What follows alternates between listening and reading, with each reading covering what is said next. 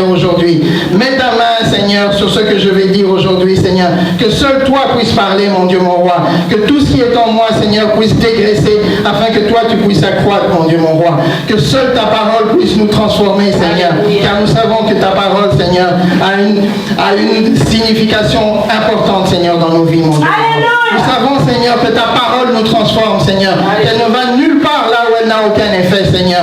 Que même une personne qui entend le début de ta parole, Seigneur, a reçu, Seigneur, cette parole à l'intérieur de lui-même et est transformé, mon Dieu, mon roi. Même si les changements ne sont voient pas directement, mais nous savons, Seigneur, et nous avons la foi, Seigneur, que cette transformation va se faire, mon Dieu, mon roi.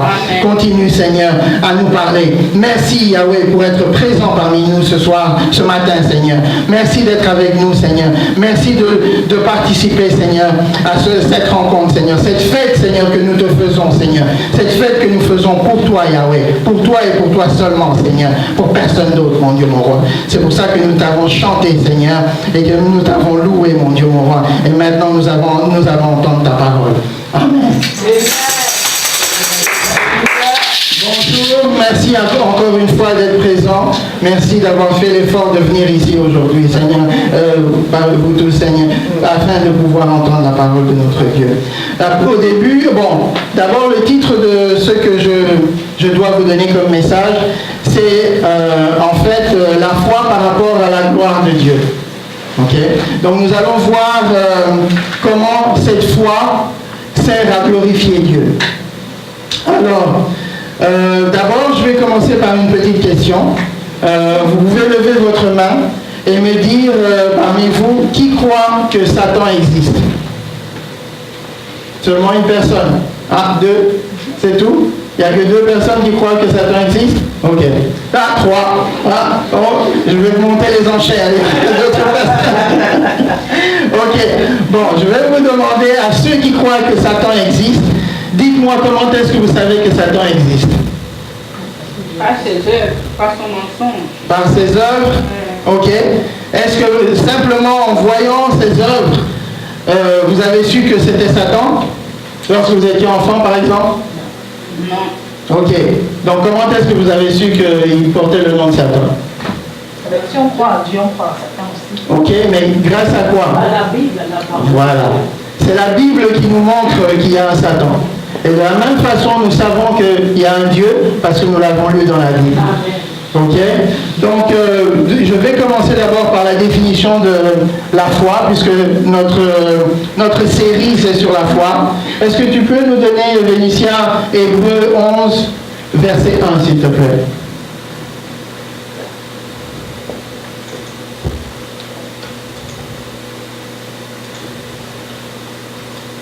Tu peux aussi démarrer la caméra, c'est demain. Ok, donc nous avons la définition. On nous dit que or la foi est une ferme assurance des choses qu'on espère, une démonstration de celles qu'on ne voit pas. Ok, c'est étrange que dans la Bible, du moins dans le Nouveau Testament, il y a quelqu'un qui s'est amusé à compter, on mentionne 150 fois le mot foi. Soit sous forme de nom, ou soit sous forme de verbe. Mais étrangement, dans toute la Bible, dans l'Ancien Testament, on mentionne encore plus que ça. Mais étrangement, dans toute la Bible, on ne donne qu'une seule définition. Dans l'Ancien Testament, il n'y a même pas de définition par rapport à la foi. Ça, c'est la définition que nous avons de la foi. Alors, qu'est-ce qu'on observe ici? On observe que la foi, c'est une ferme assurance, c'est une assurance des choses qu'on espère. Alors là, je vais faire la distinction. La foi, ce n'est pas l'espérance. Comme j'avais mentionné à ceux qui étaient ici vendredi, la foi n'est pas du domaine du futur, mais c'est du domaine du passé. Les choses auxquelles nous avons la foi sont déjà.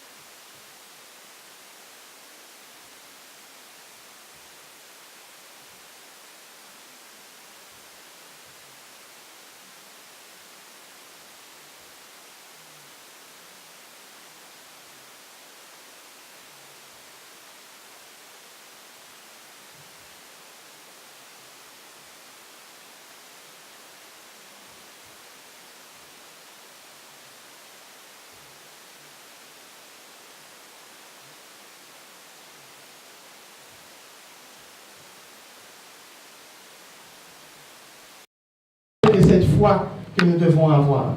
Okay? Je ne vais pas aller dans les détails des différentes formes de foi que nous pouvons avoir, mais seulement je veux vous dire qu'il est impossible d'avoir la foi sans avoir une vraie connaissance de la justice de Dieu. C'est impossible. Okay? Prenons Romains 10, 10, s'il te plaît, Vénitia. Et Romains 10 nous montre que c'est à travers 10, 10, c'est à travers notre cœur que nous exerçons notre foi. Ok? Car c'est en croyant du cœur qu'on parvient à la justice. Pour pouvoir obtenir la justice de Dieu, nous devons croire avec notre cœur. Et c'est en confessant de la bouche qu'on parvient au salut selon ce que dit l'Écriture. Donc le salut, ça s'obtient à travers ce qu'on dit. Après qu'on ait eu la conviction des choses que l'on a lues, des choses qu'on a trouvées dans la Bible. Okay? Ce n'est pas les choses qu'on a trouvées comme ça dans le monde, mais c'est à travers les choses que nous découvrons dans la parole de Dieu. Donc si nous ne connaissons pas la parole de Dieu, c'est très difficile pour nous d'avoir la foi. Alors, pourquoi certaines personnes n'ont pas la foi, par exemple? Okay? Prenons Luc 11, 13, s'il te plaît, Vénitia. Il y a 3 grandes choses qui empêchent certaines personnes d'obtenir la foi.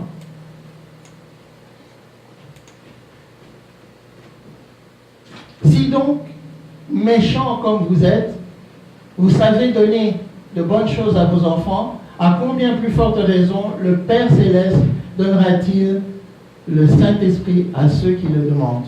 Ok, donc on voit ici que nous devons d'abord chercher à connaître l'Esprit de Dieu. Les gens qui ne connaissent pas Dieu, qui n'ont pas de foi, c'est parce qu'ils ne cherchent pas Dieu. Ensuite de ça, il y a les gens qui cherchent mal l'Esprit de Dieu. Ok? Ou bien alors ils ont une mauvaise raison pour chercher l'Esprit de Dieu. Nous savons par exemple, si vous vous rappelez, dans les Actes, on nous parle d'un magicien, d'un grand magicien, Simon, qui selon les hommes de ce temps-là, était représenté comme, était vraiment un homme de Dieu. Par contre, c'était simplement un magicien. Et il s'est fait baptiser pour faire partie, quand il a vu la puissance et les choses que les apôtres Philippe et les autres étaient en train de faire à travers le baptême, il a voulu se faire baptiser. Vous vous rappelez de cette histoire? Ok. Et lorsqu'il s'est fait baptiser, il a commencé à marcher avec les apôtres. Mais par contre, lorsqu'il a vu que lorsque les apôtres imposaient les mains sur les gens et donnaient le Saint-Esprit aux gens, ou du moins faisaient jaillir le Saint-Esprit dans les esprits des gens, du coup, il a voulu une partie de ça. Mais c'était avec une mauvaise raison. Il a même proposé de l'argent à Pierre pour pouvoir obtenir cette puissance, pour pouvoir encore être plus glorifié aux yeux des hommes. Vous comprenez? Et qu'est-ce que Pierre l'a dit? Il a dit de se reculer de lui, car c'était Satan qui était en lui, qui était en train d'agir. Okay? Et lui-même a demandé même la miséricorde de Pierre, et que Pierre prie pour lui. Vous voyez? Il y a des gens qui vont venir même à l'église pour des mauvaises raisons. Ils vont venir à l'église pas pour glorifier Dieu, pas pour servir Dieu ou connaître Dieu, mais pour se glorifier eux-mêmes, pour pouvoir faire des mauvaises, avoir une emprise même sur d'autres bergers, sur d'autres brebis, ou les brebis qui se trouvent dans cette église. Pour tellement d'autres raisons, nous savons tous, il y a vraiment des multitudes de raisons pour lesquelles on vient à Dieu, certaines personnes viennent à Dieu. Alors il y a la troisième raison aussi, c'est qu'il y a des gens qui résistent à l'opération que l'Esprit Saint fait dans chacun d'entre nous. La parole de Dieu ne peut pas être entendue par l'un d'entre nous sans que ça n'ait de l'effet. C'est pas possible. Ça a toujours de l'effet. Le problème, c'est que certains d'entre nous, on résiste à ça. Nous résistons à ce que le Saint-Esprit est en train de faire sur nous. Et c'est pour ça qu'on ne peut pas connaître Dieu et avoir la foi. Donc, maintenant, la Bible nous dit aussi que notre foi est un produit de l'Esprit Saint. Okay? Et que tout ce que nous croyons, c'est inspiré par Dieu. D'ailleurs, toute la Bible est inspirée par Dieu. Si on va dans 2 Timothée 3, 16, 17, s'il te plaît, on va pouvoir lire ça.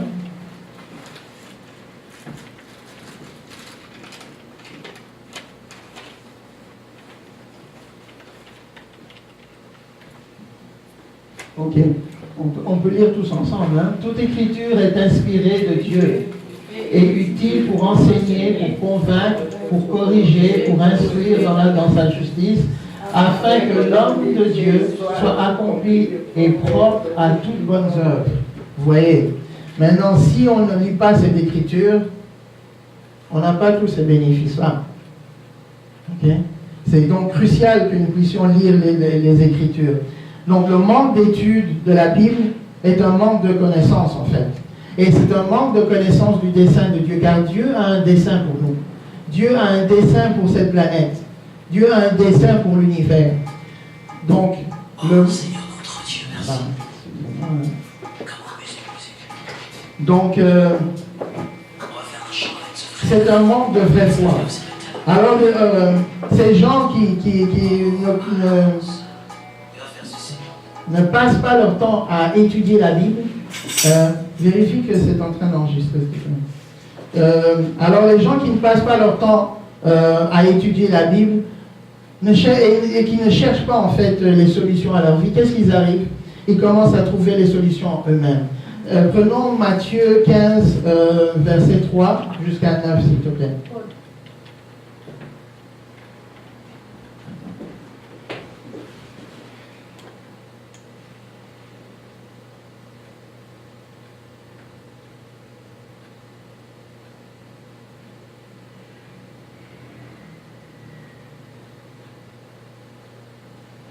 Ok.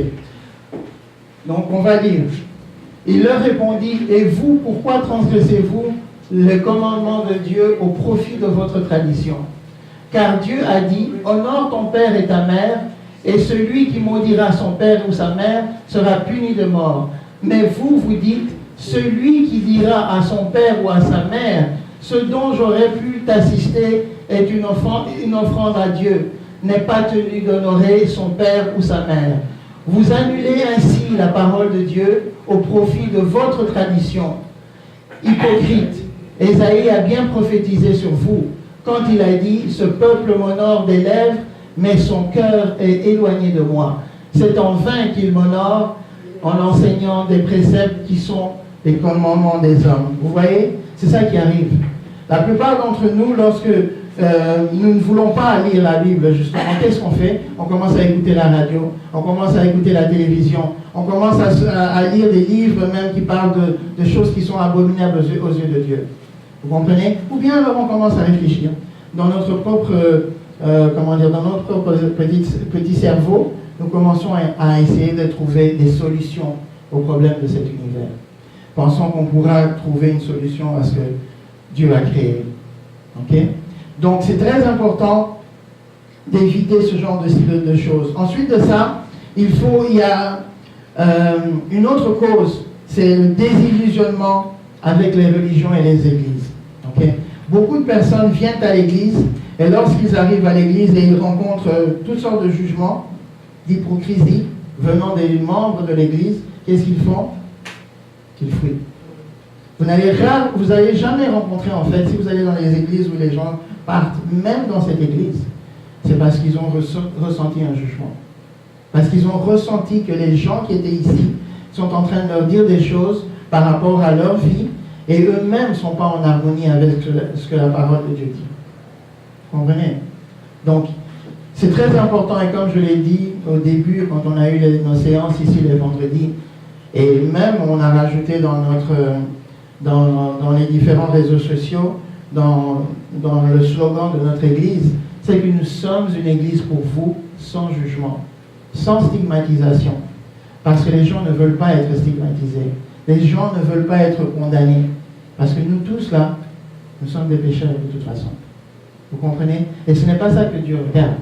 Et nous allons le voir plus tard. Donc, ensuite de ça, d'ailleurs si on va... Ensuite de ça, des fois, quand ils arrivent aussi dans les églises, ils voient que ceux qu'ils reçoivent ici ne peuvent pas les aider dans leur vie. Alors, pourquoi venir ici? Si, par exemple, les questions qu'ils ont par rapport à leur vie, par rapport à leur façon d'être, par rapport à je ne sais pas, toutes les difficultés qu'ils ont, combien de gens pour lesquels on prie les lundis soirs demandent à ce que leur santé soit meilleure, à ce que qu'ils reçoivent tel boulot, qu'ils reçoivent telle ou telle guérison dans leur famille, que leurs enfants puissent se rapprocher de Dieu, que les gens qui sont autour d'eux puissent être en accord avec l'esprit dans lequel ils sont. Vous comprenez? Mais s'ils arrivent dans une église et ils ne voient pas ça, ils ne réalisent pas ça, soit ils ne font pas attention au changement que Dieu est en train de faire, ou bien ils ne le voient pas du tout, ils s'en vont. Ou même les jeunes qui viennent ici et qui voient que, bon, ce sont des réprimandes que l'on reçoit à chaque fois qu'on est ici. Prenons un peu Romains 3, versets 3 à 4, s'il te plaît.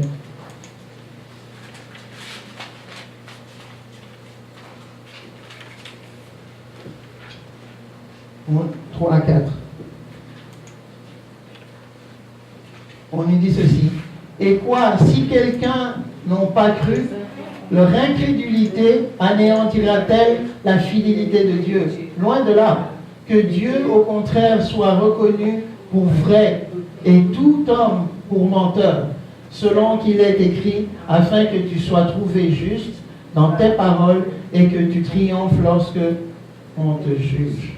Lorsqu'on te juge. Vous voyez? Nous ne sommes pas appelés à juger les gens autour de nous. Rappelez-vous que Jésus nous a dit que la même façon qu'on va juger, c'est aussi comme ça que nous allons être jugés. Prends un peu Matthieu 7, 21, 23, s'il te plaît.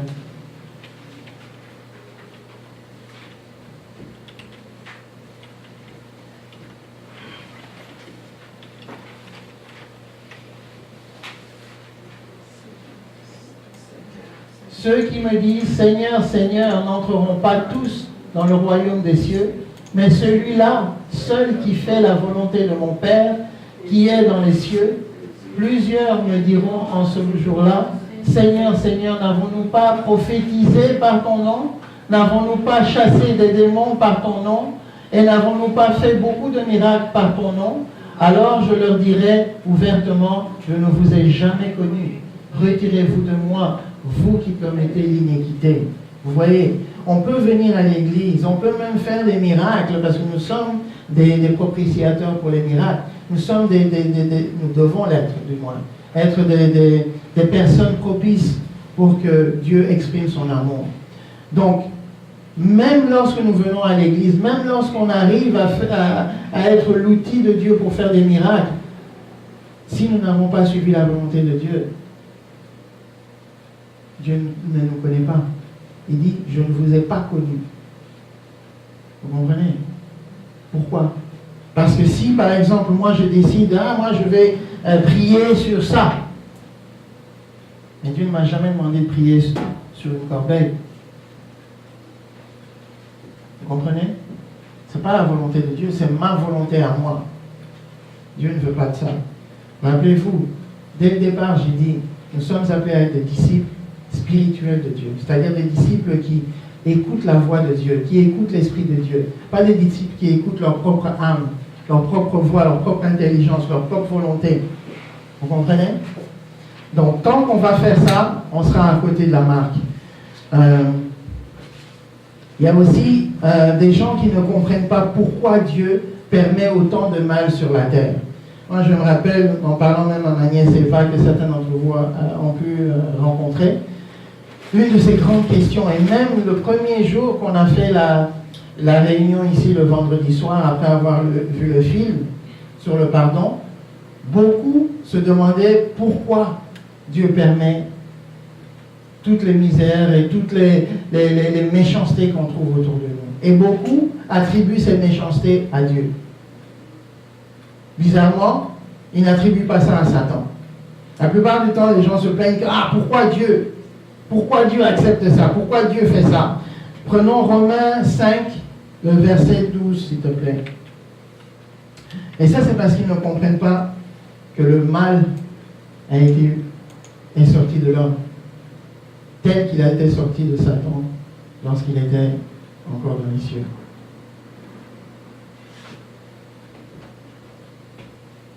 C'est pourquoi, comme par un seul homme, le péché est entré dans le monde. Vous voyez, à cause de la désobéissance d'Adam et d'Ève, le péché est rentré dans ce monde. Et par le péché, la mort. Parce que le prix du péché, c'est la mort. Nous le savons tous. C'est la mort. C'est la mort. C'est la mort. Et qu'ainsi, la mort s'est étendue sur tous les hommes parce que tous ont péché. On a expliqué lors d'un vendredi que tout ce que nos ancêtres ont fait, nous aussi nous les avons fait. C'est pour ça qu'à la naissance, un petit bébé qui vient de naître est aussi un pécheur. Pas parce qu'il a commis un acte qui a désobéi à Dieu, puisqu'ils n'ont même pas la conscience de ce que c'est, mais parce qu'ils ont hérité de la graine et qu'ils étaient à l'intérieur d'Adam lorsque Adam a commis son péché. C'est le principe que chacun d'entre nous, si mon grand-père était mort à l'âge de 3 ans, moi je ne serais pas venu au monde. Mais comme il a vécu, et tout ce qu'il a vécu avant de mettre au monde mon père, et que mon père a vécu avant de me mettre au monde, moi aussi je l'ai commis. Vous vous rappelez de ça? Ok. Donc on sait que c'est à travers les choses que nos ancêtres, et en particulier le premier, sa désobéissance nous a rendu aussi des désobéissants à Dieu. Alors prenons 1 Jean 5, 19, s'il te plaît. Au lieu d'attribuer le mal de ce monde, les gens ont tendance à attribuer ça à Dieu. Pourtant, Jean 5, 19 nous dit, nous savons que nous sommes de Dieu et que le monde entier est sous la puissance du malin. Vous voyez, je vous ai dit qu'il y a 4 grandes puissances qui s'exercent sur nous, les chrétiens, et qui nous empêchent d'être, agréables à Dieu, qui nous fait pécher. De un, c'est nous-mêmes, notre âme. L'âme là que nous avons créée, qui a été créée lorsque Adam et Ève ont commis le péché, qui nous pousse toujours à aller vers l'agressivité, à aller vers le péché. Cette âme qui est notre intelligence, notre volonté et nos émotions. Et ensuite, le monde dans lequel nous vivons. On voit ici que ce monde est géré par le prince de l'air, Satan. C'est lui qui gère ce monde. Mais bizarrement, lorsqu'on observe le monde, on dit « Ah, mais pourquoi est-ce que Dieu n'arrête pas ça ?» La Bible nous dit que c'est par manque de connaissance que nous sommes en train de périr. Nous ne connaissons pas ça, que c'est le malin qui est en train de diriger le monde dans lequel nous vivons. Alors beaucoup d'entre nous, nous allons dans ce monde et nous acceptons n'importe quoi, nous acceptons tout et nous pensons que tout est bon, tout est de Dieu. Mais qu'est-ce que la Bible nous dit? La Bible nous dit que si nous aimons ce monde, nous n'aimons pas Dieu.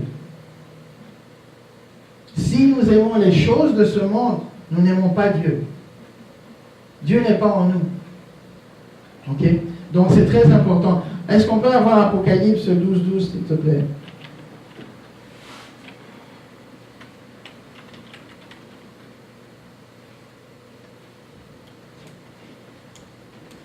Ok. C'est pourquoi réjouissez-vous, cieux, vous qui habitez dans les cieux, malheur à la terre et à la mer, car le diable est descendu vers vous, animé d'une grande colère, sachant qu'il a peu de temps. Satan sait qu'il va mourir. Il sait qu'il va être torturé à perpétuité. Et il veut emmener une grande majorité d'entre nous. Vous voyez? La peur est sous son emprise. Maintenant, certaines personnes, quand ils viennent aussi dans les églises, ils se disent « Ah, mais moi je ne comprends pas pourquoi ce Dieu-là, il prend tellement de temps afin de pouvoir exaucer les choses que je demande. » Ou bien il prend tellement de temps pour revenir, puisqu'ils ont quand même conscience que Jésus va revenir. Vous comprenez? Et du coup, ils disent « Ah, moi je ne veux pas croire en ce Dieu parce qu'il est trop lent. » Ok? Dieu nous dit que si nous sommes justes, si nous respectons les choses qu'il nous demande de faire, c'est-à-dire de croire en son Fils Jésus-Christ, à travers son Fils Jésus-Christ, on pourra tout faire. Il ne nous fait pas attendre éternellement. Vous comprenez? Donc beaucoup de gens, parce que moi je pense que c'est peut-être par manque de foi, lorsqu'ils prient pour quelque chose, parce qu'ils sont en train d'espérer qu'ils vont avoir quelque chose, quand ils voient que ces choses-là n'arrivent pas, parce qu'ils sont dans l'espérance et non dans la foi, ils disent, ah, Dieu prend tout son temps.